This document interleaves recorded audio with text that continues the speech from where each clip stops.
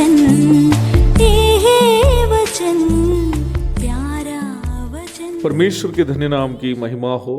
प्रभात मनन के सत्र 1272 में आप सभी का बहुत ही विनम्रता के साथ स्वागत करता हूं। आइए आज का मनन के लिए हम पढ़ते हैं तीमुथियुस को भेजी गई पौलुस की पहली पत्री अध्याय 1 पद 18। हे पुत्र तीमुथियुस, उन भविष्यवाणियों के अनुसार जो पहले तेरे विषय में की गई थी, मैं ये आज्ञा सौंपता हूं कि तू उनके अनुसार अच्छी लड़ाई को लड़ते रह। पौलुस की सेवकाई की सफलता पर यदि चर्चा की जाए, आप ये अवश्य समझ पाएंगे कि अपने साथ सेवा करने वालों के साथ उनका एक घनिष्ठ तथा गहरा संबंध था। वर्तमान में ये घनिष्ठ संबंध बहुत कम देखने को मिलता है।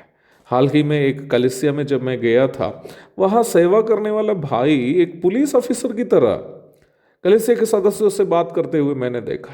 मैं उस भाई से समझाया, उस भाई से कहा कि विश्वासी भाई बहनों के साथ जरा प्यार प्रेम से व्यवहार करें।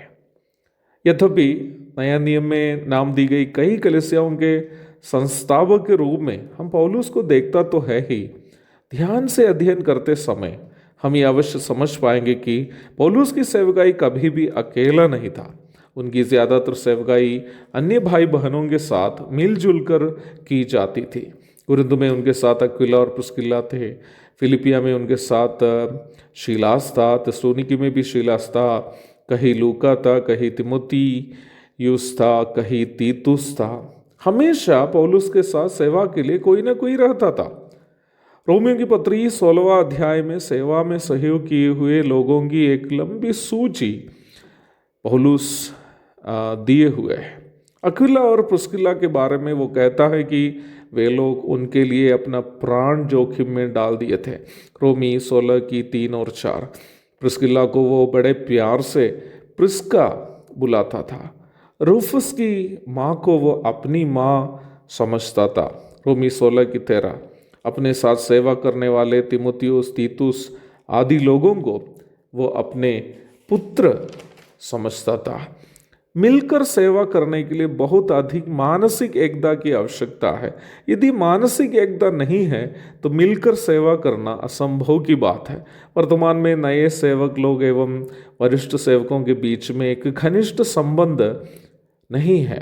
कहीं वरिष्ठ सेवक लोग नए सेवकों को बढ़ने नहीं देते हैं, कहीं नए सेवक लोग वरिष्ठ सेवकों के अधीन रहना पसंद नहीं करते हैं। ये दोनों वचन के विपरीत कार्य है। पौलुस एवं तीमुथियुस के बीच का रिश्ता इस बात का उत्तम उदाहरण है कि एक वरिष्ठ सेवक और नए सेवक के बीच रिश्ता कैसा होना चाहिए। पौलुस के लिए तीमुथियुस अपना पुत्र के समान था। वही तीमुथियुस के बारे में पौलुस स्वयं कहता है कि जैसा पुत्र पिता के साथ करता है, वैसा ही उसने सुसमाचार के फैलाने में मेरे साथ परिश्रम किया। फिलिपी 2 की 22। पौलुस और तीमुथियुस के बीच में एक पिता पुत्र का संबंध था। प्रभु की सेवा में सफलता की प्राप्ति करने के लिए सेवकों के बीच में और विश्वासियों के बीच में भी घनिष्ठ संबंध होना जरूरी है। ऐसा ही संबंध एक दूसरे के साथ रखने के लिए आज का मनन हम सबकी प्रेरणा करें। प्रभु के धन्य नाम की महिमा हो। आमीन।